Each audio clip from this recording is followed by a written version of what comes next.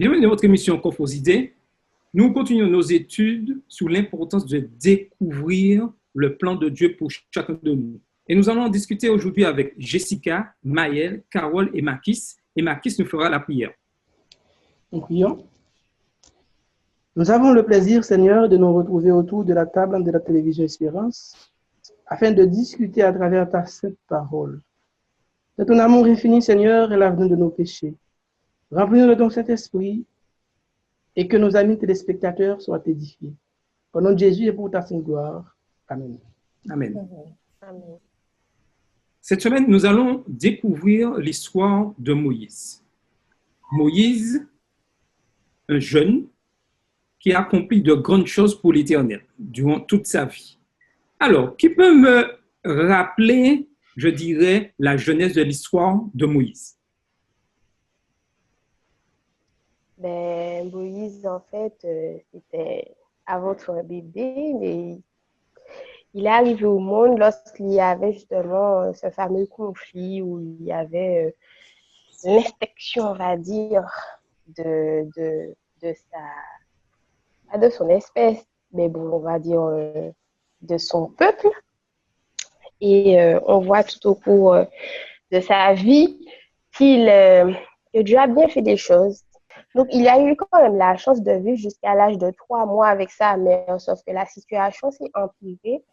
Et Dieu a permis à Jochebed, la mère de Moïse, de le confier et sa sœur l'a suivi. Et par la suite, c'est la princesse qui a dû s'occuper de lui. Mais Dieu a permis aussi, encore une fois, qu'il puisse vivre avec ses parents de sang jusqu'à l'âge de 12 ans. Et on voit aussi que le processus d'éducation a été appliqué. Et on voit aussi qu'il a de sa naissance jusqu'à l'âge de 12 ans, Jochebed, sa mère, a eu le temps d'appliquer l'éducation que Dieu souhaitait à Moïse. Et je voulais aussi ajouter qu'en fait, on voit que Moïse a été un peu victime de la paranoïa, enfin, des Égyptiens, puisque à l'époque de sa naissance, on sait qu'il avait ordonné le gouverneur de tuer, le roi de tuer tous les enfants mâles hébreux, parce qu'il avait peur que les Hébreux, le nombre des Hébreux ne supplante en fait le nombre d'Égyptiens, parce qu'il croyait qu'à partir de là, si les Hébreux étaient plus nombreux, qu'ils allaient se retrouver forcément à la porte, quoi. C'est-à-dire qu'il pensait qu'il ne serait pas bon que les Hébreux soient aussi nombreux. Donc, forcément, on va tuer tous les mâles, comme ça va réduire le nombre d'Hébreux. Donc, en fait, il a été un peu victime de ça, et sa famille surtout, parce qu'il n'était pas encore là. Et quand il est arrivé, comme disait Jessica, c'est très bien parce qu'on voit la main de Dieu dans tout, et Dieu a permis quand même que sa mère ne soit pas complètement coupée de l'éducation de son fils, ce qui était quand même une très bonne chose. Et même la princesse qui l'a accueilli a elle-même été inspirée en l'appelant Moïse, puisque c'est sauvé des eaux. Et donc, à partir de là, ne serait-ce que par son nom, il y avait déjà une connotation de salut, en fait, à travers son histoire. En fait, je peux aussi dire que les promesses de Dieu sont certaines et véritables. Il suffit seulement de nous mettre en situation pour que cela soit appliqué dans nos vies. En fait, Dieu voulait sauver Moïse parce que Dieu avait une mission pour Moïse. Vous voyez, puisque la maman de Moïse avait mis en situation, donc elle a donné l'opportunité à Dieu d'accomplir sa promesse dans la vie de Moïse. Je me pose une question, parce que Makis, tu as dit que Moïse avait une mission. Pour vous, quelle était la véritable mission de Moïse? En fait, la véritable mission de Moïse, c'était de sauver le peuple. En fait, nous savons que le peuple Israël, il était en esclavage en Égypte et il devait passer 400 ans dans l'esclavage. Mais Dieu avait fait cette promesse au peuple qu'il allait délivrer ce peuple de la servitude. Mais maintenant, et il fallait utiliser quelqu'un pour sauver le peuple. Et ce quelqu'un-là ne devait pas n'importe qui. Donc, c'est pourquoi que Dieu avait bien utilisé Moïse pour ce travail si extraordinaire.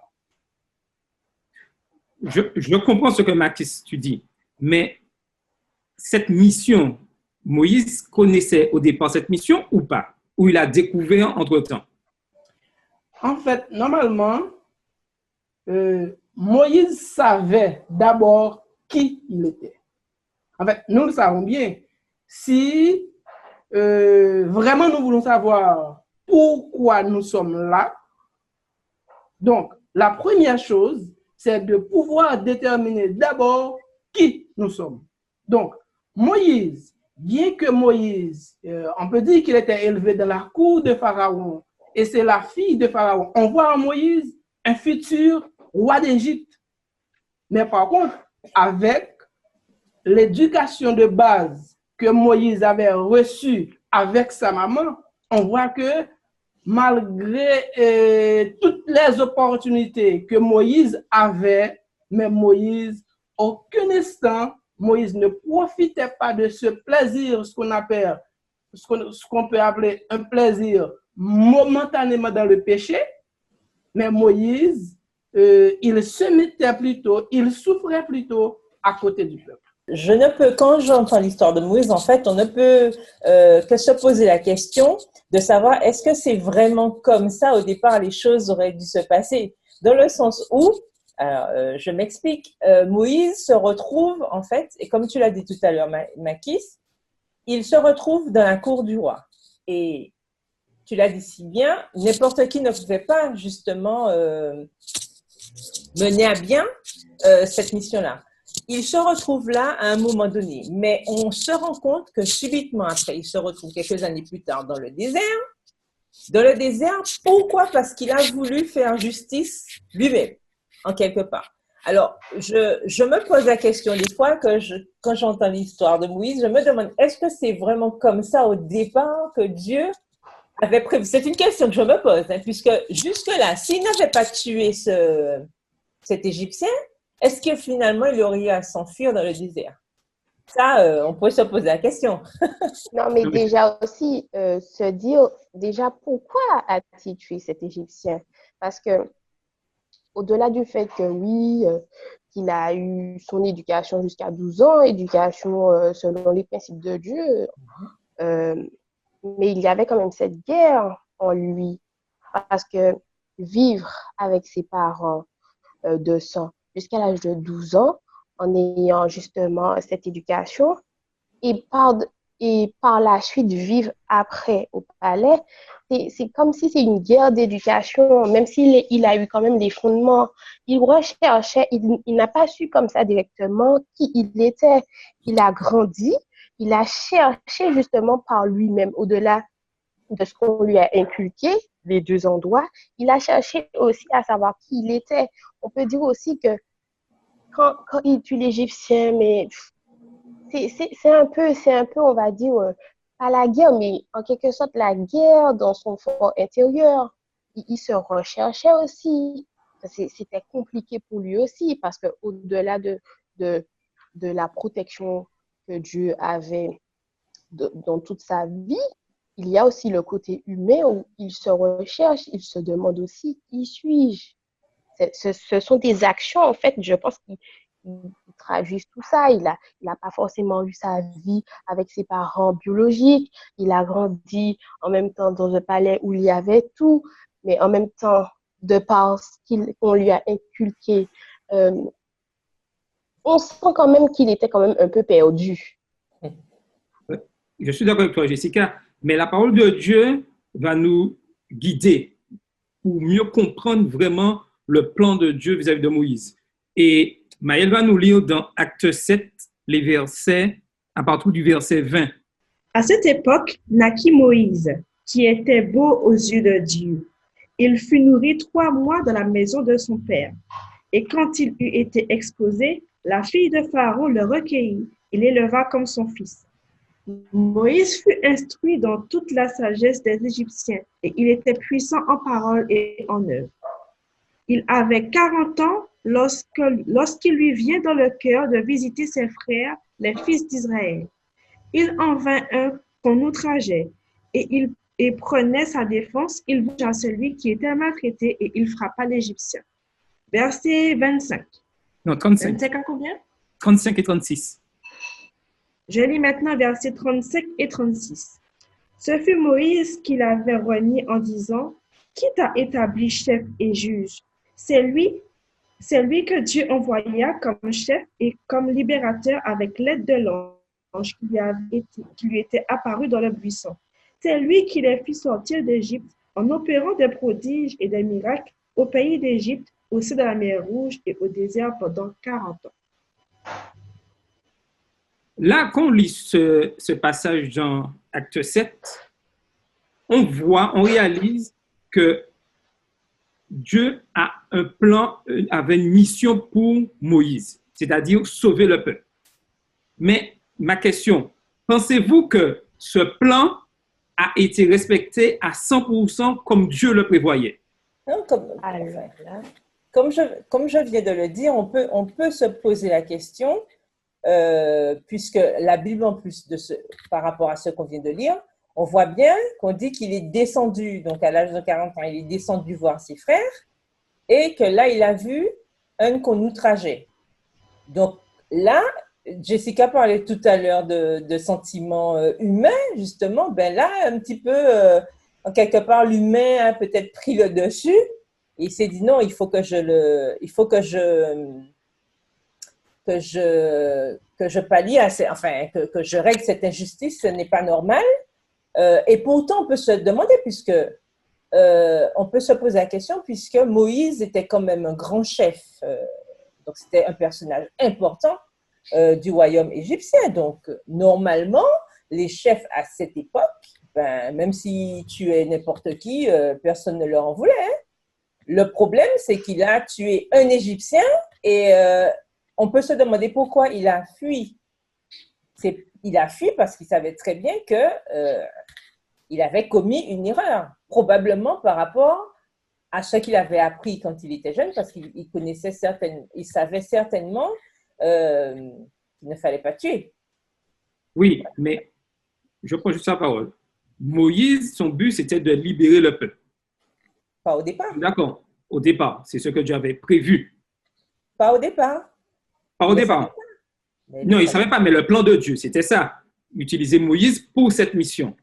Ma question, je reviens dessus. On voit que Moïse a accompli cet acte, je dirais, impulsif de tuer cet Égyptien. Il a dû fuir dans le désert. Ensuite, il est revenu. Est-ce que c'est comme ça, pensez-vous, que Dieu avait vraiment prévu les choses pour lui? Ou est-ce que Dieu a dû s'adapter au fait que Moïse ait un peu détourné les choses? Mais Dieu savait. Si Moïse a détourné, pour moi, Dieu savait, Dieu sait tout. Dieu n'est pas un dictateur, hein. Donc, du coup, l'objectif a été atteint. Mais oui, Dieu l'objectif était atteint, mais pensez-vous que c'était comme ça? Dieu s'est certainement adapté, comme il le fait avec nous aussi tous les jours. Là, on parle de Moïse, mais nous aussi, c'est notre cas. C'est-à-dire que Dieu a un plan. Parfois, on est impatient, on pense qu'il prend trop de temps, ou etc.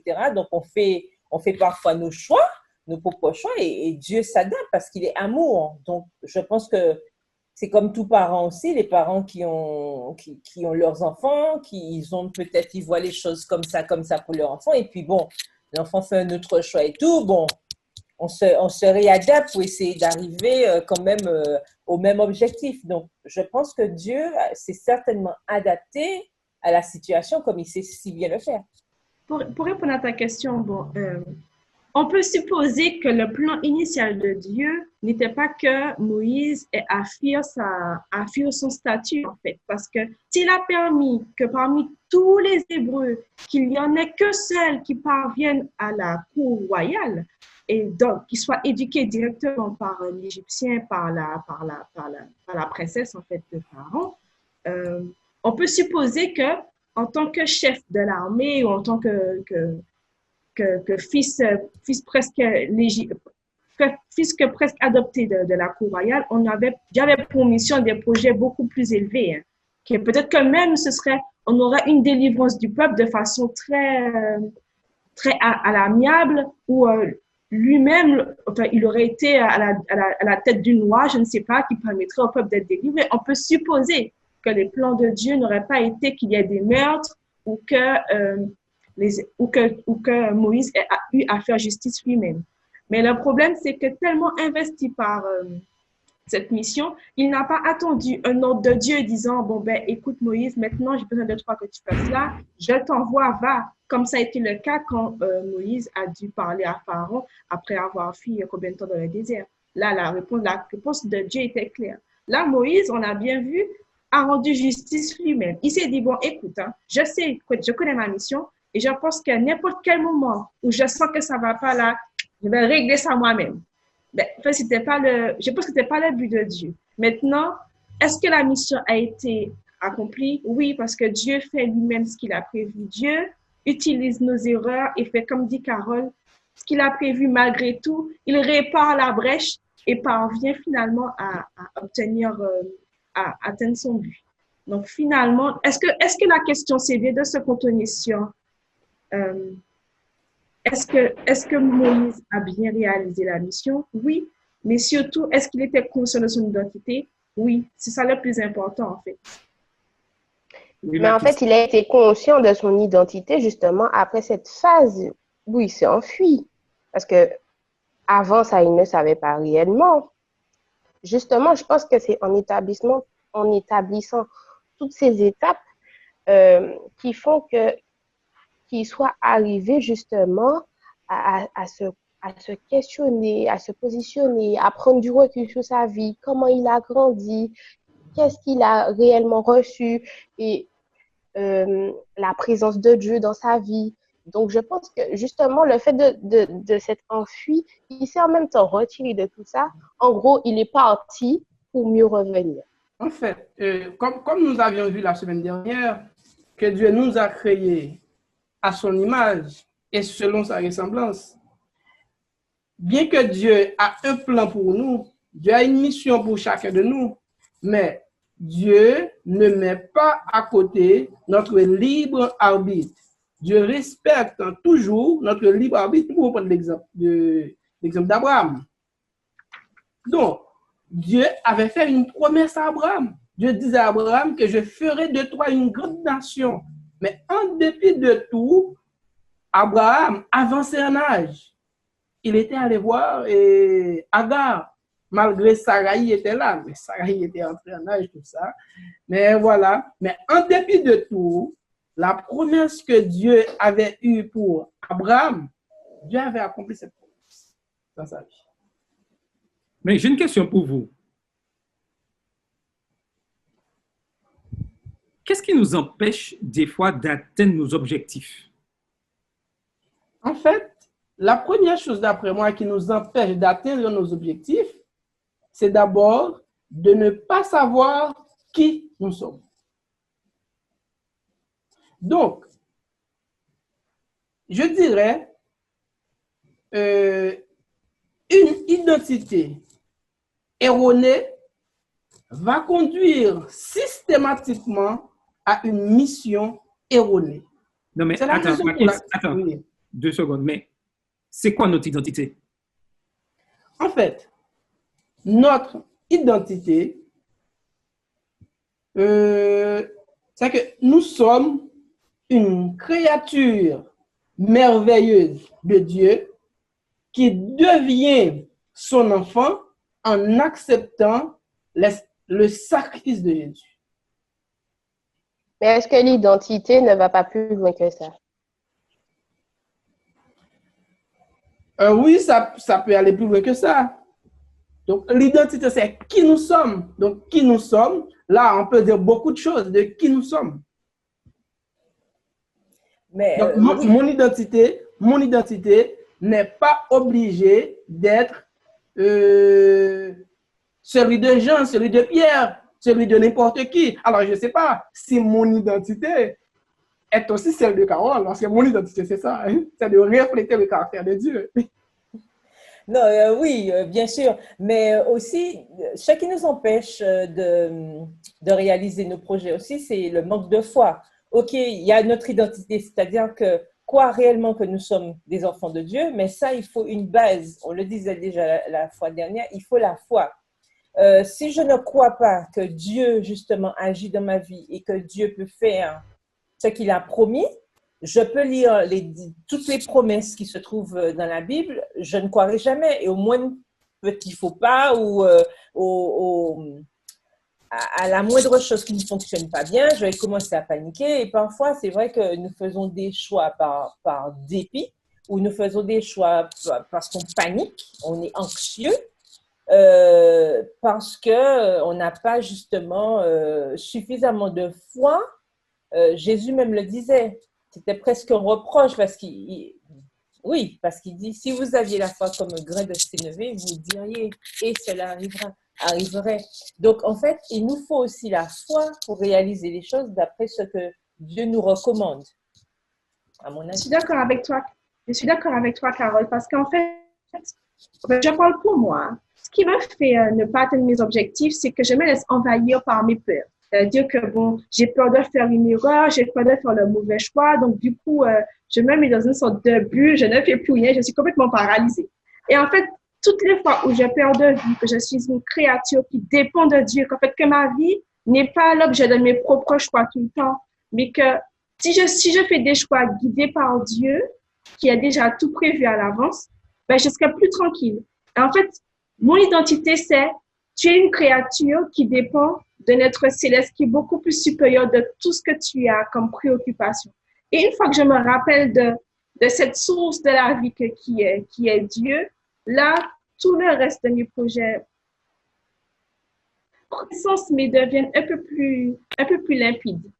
Donc, voilà. Moi, c'est mon identité et je ne garde pas mon identité. Je suis une créature merveilleuse parce que franchement, je n'ai pas forcément conscience tout le temps qu'on est merveilleux. C'est ça l'important. Oui, Makis, excuse-moi.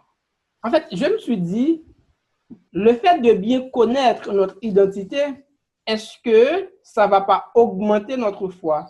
Est-ce que ça ne va pas nous rapprocher de Dieu? C'est vrai, ça va nous rapprocher de Dieu, de savoir que nous sommes ses enfants, nous sommes créés à l'image de Dieu. Mais il y a quelque chose d'important à comprendre que, étant donné que nous sommes, je dirais, humains et nous avons cette nature pécheresse, nous avons cette tendance à désobéir, à faire notre propre volonté. Ce qui est arrivé à Moïse lorsqu'il a décidé de tuer cet Égyptien. C'est-à-dire que nous savons, nous sommes investis d'une mission, annoncer le message, proclamer que Christ revient, être à l'image de Christ. Mais des fois, nous voyons que les choses ne vont pas assez vite et nous voulons que ça aille encore plus vite. Et nous donnons, je dirais, des fois, un petit coup de main en faisant notre propre volonté, ce qui est arrivé à Moïse. Mais nous avons un Dieu formidable qui nous aime et que malgré nos déviances, il est toujours là, prêt à nous écouter. Et des fois, nous avons un ennemi que lorsque nous désobéissons, nous nous mettons dans un état, je dirais, c'est un peu normal, dans un état, je dirais, maladif. Et nous avons tendance des fois à nous décourager. Mais il faut savoir que Dieu est toujours là parce qu'il nous a donné une mission. Et il est toujours là, même si nous, des fois, nous nous arrêtons, nous dévions, il veut toujours nous ramener. Mais comme disait Makis, nous sommes libres de choisir. Est-ce que lorsque nous avons désobéi, nous décidons de reconnaître notre état et de retourner sur le droit chemin ou nous persistons dans cet état? Et c'est là la question. Pouvoir prendre la bonne décision à tout moment. Parfois, nous sommes empreints de culpabilité aussi, et c'est ça qui pousse, tu parlais d'état maladif, mais ça aussi, on doit y croire, puisque l'Éternel nous dit qu'il nous pardonne lorsque nous confessons nos péchés. Il est fidèle et juste de nous les pardonner. Donc, si nous confessons nos péchés, nous devons aussi croire et avoir cette confiance que Dieu nous a pardonné. Et ainsi, ça nous évite aussi de tomber dans des états dépressifs, des états d'anxiété à l'extrême qui ces états qui font que parfois on perd même cette notion de Dieu, parfois on tourne le dos à Dieu parce qu'on se sent tellement coupable qu'on pense qu'on est indigne de revenir à Dieu, qu'il ne va pas nous accepter, etc. Donc ça aussi, ça fait partie des promesses de Dieu que nous devons garder, puisque on peut se poser la question, ok, Moïse a fait ça, mais pourquoi il s'est enfui? S'il était resté, qu'est-ce qui aurait pu se passer s'il était resté en Égypte? Donc en fait, c'est tout ça, mais parfois le poids de la culpabilité est tellement énorme qu'on perd la tête et voilà, on continue encore plus à s'empêtrer en fait dans les soucis et voilà, et parfois on exagère des choses qui pourraient tout à fait passer tranquillement, sans stress. Et c'est là quelque chose de magnifique que lorsqu'on regarde la vie de Moïse, malgré la désobéissance, et que Dieu lui a dit à la fin que tu ne pourras pas entrer dans la Canaan terrestre, il lui a donné un cadeau encore plus magnifique. À l'heure actuelle, Moïse est au ciel. Est-ce que vous voyez? Malgré cette désobéissance, mais Moïse était resté dans la mission. Et lorsque nous restons dans la mission, malgré nos erreurs, Dieu, et nous allons humblement à lui demander pardon, Dieu nous promet que nous aurons la vie éternelle. Et ça doit être notre objectif dans tout ce que nous faisons. Le plus grand problème que nous avons en tant que chrétiens, c'est que certaines fois, nous n'arrivons pas à déterminer notre destination. C'est que si vraiment nous avions pu déterminer notre destination qui est d'aller vivre au ciel avec Jésus, normalement, nous aurions une autre vie, nous aurions un autre mode de vie sur la terre. Donc, je saurais d'abord que je ne dois pas faire n'importe quoi, je ne dois pas aller n'importe où. Donc, comme on disait tout à l'heure, que je suis le sel de la terre, je suis la lumière du monde, mais vous savez bien, si le sel n'a pas de saveur, ce qu'on peut faire avec. Si la lumière n'éclaire pas, voilà ce qu'on peut faire avec. Donc, en tant que chrétien, ce n'est pas à nous d'arriver quelque part, de dire, ben voilà, je suis chrétien, je suis adventiste du 7e jour. À travers nos comportements, à travers nos paroles, à travers nous-mêmes, on doit voir que nous ne sommes pas n'importe qui. Nous sommes la lumière, ben, on doit pouvoir éclairer. Nous sommes le sel, ben, voilà où est le saveur. Voilà. En tout cas, il faut bien comprendre, et nous allons conclure sur ce point-là, que nous avons une mission. Et il est important que nous puissions connaître notre identité. Mon souhait pour chacun de vous et ceux qui nous suivent, c'est que nous puissions comprendre que Dieu nous aime, que nous sommes ses enfants, nous sommes créés à son image et que nous avons une mission à accomplir, annoncer que Jésus revient et qu'il y a une espérance, qu'il y a un salut. Que chacun puisse rester fidèle à Christ et remporter cette victoire et aller jusqu'au bout de la mission. Nous sommes libres. Faisons le bon choix. C'était votre émission Coffres idées.